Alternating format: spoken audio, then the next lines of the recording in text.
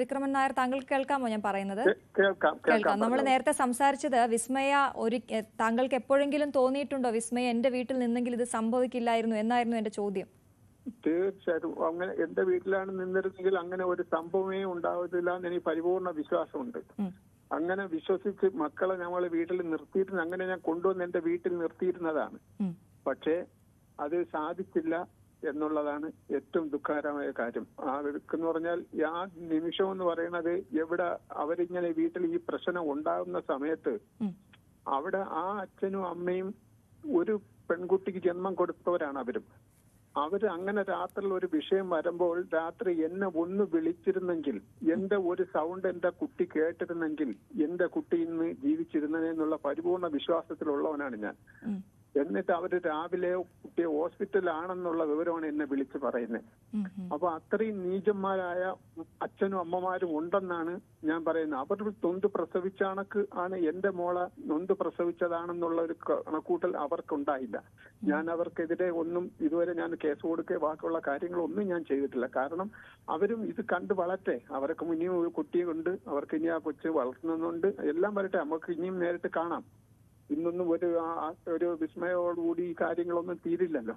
ഇനിയും അതാണ് ഞാൻ ഈ പറഞ്ഞ, നമുക്ക് കുട്ടികളെ വളർത്തി നമ്മൾ അവർക്ക് ഉള്ള സപ്പോർട്ട് എന്ന് പറയുന്നത് നമ്മൾ ഈ പെൺകുട്ടിയൊക്കെ കൂടെ നമ്മൾ ഉണ്ടെന്നുള്ള ഒരു സപ്പോർട്ട്. വിസ്മയ എപ്പോഴെങ്കിലും ഒക്കെ വീട്ടിൽ വന്ന് നിന്നപ്പോ അച്ഛനോട് പറഞ്ഞിരുന്നോ ഇങ്ങനെ എനിക്ക് അവിടെ ബുദ്ധിമുട്ടുകൾ ഉണ്ട് എന്ന് പറഞ്ഞിരുന്നോ?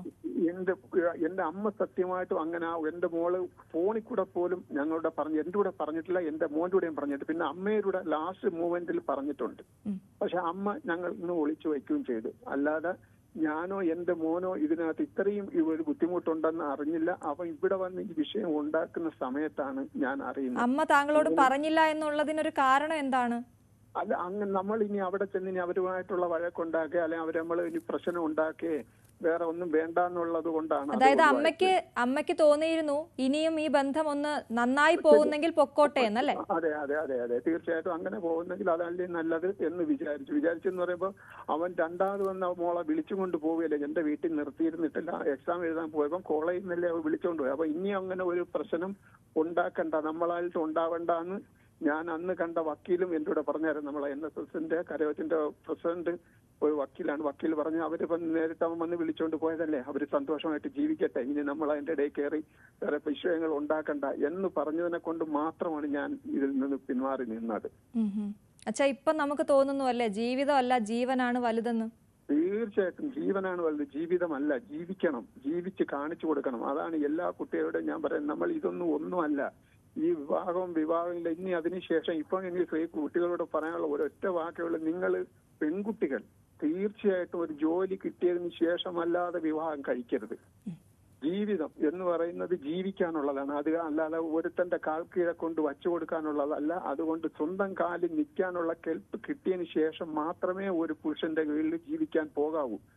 അത് എന്റെ ഒരു എളിമയായ ഒരു അഭ്യർത്ഥനയാണ്. ഒരു ജോലി ഏതെങ്കിലും പ്രൈവറ്റ് മതി, ഗവൺമെന്റ് വേണമെന്നില്ല, പ്രൈവറ്റിൽ മതി. ഒരു 20-25,000 രൂപയ്ക്കകത്ത് ശമ്പളം കിട്ടിയാൽ മാത്രം മതി. ആ കുട്ടിയുടെ ചെലവ്, അതിന് ഇത്തിരി ഡ്രസ് എടുക്കാനും അതിന് അങ്ങോട്ടും ഇങ്ങോട്ട് പോകാനും ഉള്ള പൈസ മാത്രം മതി. അല്ലാതെ അതിന് സമ്പാദിക്കേണ്ട ആവശ്യമില്ല.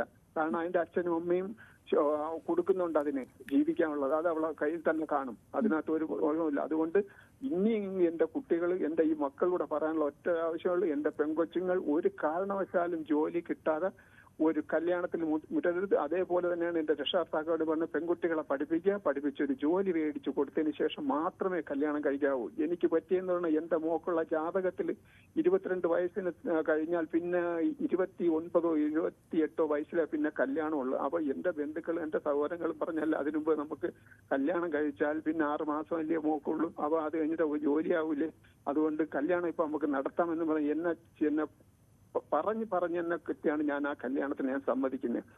അങ്ങനെയാണ് എനിക്ക് പറ്റിപ്പോയത്. അതെന്റെ മോളുടെ ജീവൻ നഷ്ടപ്പെട്ട് ഞാൻ ഇന്ന് വരെ ആത്മാർത്ഥമായിട്ട് ഒരു ചിരിക്കുക ഒരു കാര്യങ്ങൾ ബന്ധപ്പെടുക. പിന്നെ ഞാൻ എല്ലാത്തിലും പോകാറുണ്ട്, ബന്ധപ്പെടാറുണ്ട്. എന്റെ സന്തോഷം എന്ന് പറയുന്നത്, എന്റെ ജീവിതം എന്ന് പറയുന്നത് അതോടുകൂടി കഴിഞ്ഞു.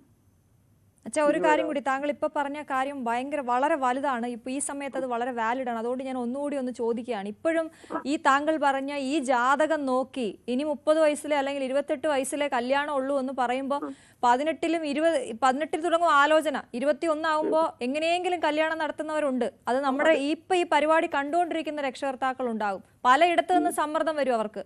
അവരോട് എന്താണ് പറയാനുള്ളത്? തീർച്ചയായിട്ടും ഒരു കാരണവശാലും ജാതകം എന്ന് പറയുന്ന തെറ്റായ ഒരു പ്രവണതയാണ്. അതിൽ വിശ്വസിക്കരുത്. കുട്ടികളെ ഒരു കാരണവശാലും ജാതകത്തിന്റെ പേരിൽ വിടരുത്. ജാതകം എഴുതാം, കുഴപ്പമൊന്നുമില്ല. നമ്മളെ ഹിന്ദു പ്രമാണം നമുക്കത് ചെയ്യാം. പക്ഷേ നമ്മൾ ഈ കല്യാണം എന്ന് പറയുന്നത്, കുട്ടിക്ക് ഒരു കല്യാണം വേണം എന്നുള്ള ജാതക മുഖാന്തരം നോക്കരുത്. മനുഷ്യനായിട്ട് നിന്ന് മനുഷ്യനെ സ്നേഹിച്ച് അങ്ങനെയുള്ള ഒരു ജീവിതമാണെങ്കിൽ അവർ ഇന്ന് സുഖമായിട്ട് ജീവിക്കും. അല്ല ജാതകം നോക്കി ഇത്ര വയസ്സിന് 18 വയസ്സ് 19 വയസ്സ് കല്യാണം കഴിപ്പിച്ച് അയക്കരുത്. ദയവ് ചെയ്യാതെ എനിക്ക് എന്റെ രക്ഷകർത്താക്കളോട് പറയാനുള്ളത്, ജാതകം നോക്കി അവരെ കല്യാണത്തിലേക്ക് വിടരുത്. അവരെ ഒരു ജോലി മേടിച്ചിട്ട് അവരെ കല്യാണം കഴിപ്പിച്ച് വിട്ടാൽ ആ കുട്ടികൾ എന്നും നമ്മളെ കൂടെ കാണും. അവർ സന്തോഷമായിട്ട് ജീവിക്കും. അവർക്ക് ആരെയും കീഴിൽ അവർക്ക് പോണ്ട. അതുകൊണ്ട് ദയവ് ചെയ്ത് ജാതകം നോക്കാതെ, ജാതകത്തിലെ വയസ്സ് നോക്കാതെ നമ്മൾ കല്യാണം കഴിപ്പിക്കുന്നത് ഒരു പെൺകുട്ടിക്ക് ഒരു ജോലി മേടിച്ചതിന് ശേഷം മാത്രമേ വിവാഹം കഴിപ്പിക്കാവൂ. സ്ത്രീധനത്തിന്റെ കാര്യം കൂടി ചോദിച്ചിട്ട് ഞാൻ അങ്ങേ വിട്ടേക്കാം. കാരണം താങ്കൾ അനുഭവസ്ഥനാണ്. താങ്കൾ പറയുന്ന വാക്കുകൾക്ക് അത്രയും പ്രാധാന്യമുണ്ട്. അതുകൊണ്ടാണ് താങ്കൾ ഒരിക്കലും എൻ്റെ മകൾ ബുദ്ധിമുട്ടരുത് എന്ന് പറഞ്ഞുകൊണ്ട്, എന്ന് ആഗ്രഹിച്ചുകൊണ്ട് സ്ത്രീധനം വളരെയധികം കൊടുത്ത് കല്യാണം കഴിപ്പിച്ച ഒരു അച്ഛനാണ്. താങ്കൾക്ക് എന്താണ് അതിനെക്കുറിച്ച് പറയാനുള്ളത്? സ്ത്രീധനം എന്ന് പറയുന്നത് നമ്മൾ കൊടുക്കുന്നത് വാങ്ങുന്നതും തെറ്റാണ്.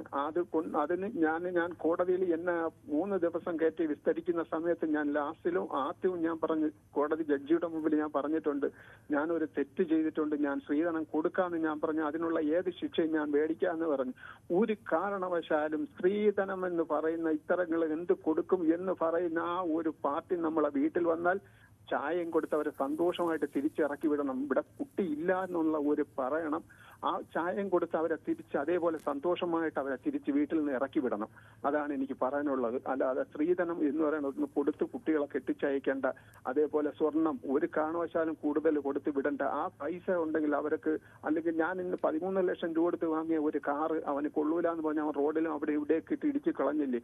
ആ 13 ലക്ഷം രൂപ ഞാൻ ഉണ്ടാക്കി, ഞാനെന്ന് പറഞ്ഞ ഗൾഫിൽ കിടന്ന് ഈ സൗദി അറേബ്യയിൽ ഈ ഉറ്റവരും ഉടയവരും ഇല്ലാതെ കിടന്നുണ്ടാക്കിയ പൈസയാണ്. എന്ത് കഷ്ടപ്പെട്ടുള്ള പൈസയാണെന്ന് ഏതോ ഒരു പ്രവാസിക്കും അറിയാൻ കഴിയും. അങ്ങനെ വളർത്തിയ, അങ്ങനെ കൊടുത്ത അതാണ് അവന് ഇഷ്ടപ്പെടാത്തത്. അതുകൊണ്ട് ആ പൈസ നമ്മൾ കൊടുക്കണമെന്ന് തോന്നുന്ന പൈസ ആ മോളെ പേരിൽ ഫിക്സഡ് ഡെപ്പോസിറ്റ് ചെയ്ത് ആ ഒരു ചെക്ക് മേടിച്ച് ആ കുട്ടിയുടെ കൈ കൊടുക്കുന്ന അതിന്റെ ഇൻട്രസ്റ്റ് എടുത്തെങ്കിൽ അവർക്ക് ജീവിക്കാം. അതേപോലെ നമ്മൾ കൊടുക്കാന്ന് പറഞ്ഞത് ആ കുട്ടിയുടെ പേരിൽ നമുക്ക് എഴുതി കൊടുക്കാം, ഒരു കുഴപ്പമില്ല. പക്ഷെ ആ കുട്ടി വേറെ ആർക്കും കൈമാറ്റം ചെയ്യാൻ പാടില്ലാത്ത രൂപത്തിൽ വേണം പ്രമാണം ചെയ്ത് കൊടുക്കാൻ. അത് സ്ത്രീധനമായിട്ട് കൂട്ടരുത്. നമ്മളെ മോളെ ജീവിതത്തിന്റെ സന്തോഷമായിട്ട് നമ്മളെ ഒരു വിഹിതം ആ കുട്ടിക്ക് കൊടുക്കണം എന്നുള്ള ഒരു പരിഗണന മാത്രമേ വയ്ക്കാവൂ. അതേപോലെ സ്ത്രീധനം ചോദിച്ചു വരും, നിങ്ങളെ മോക്ക് എന്ത് കൊടുക്കും എന്ന് ചോദിക്കുന്നവര് സന്തോഷത്തോടുകൂടി ചായ കൊടുത്ത് അവരെ വീട്ടിൽ നിന്ന് ഇറക്കി വിടണം.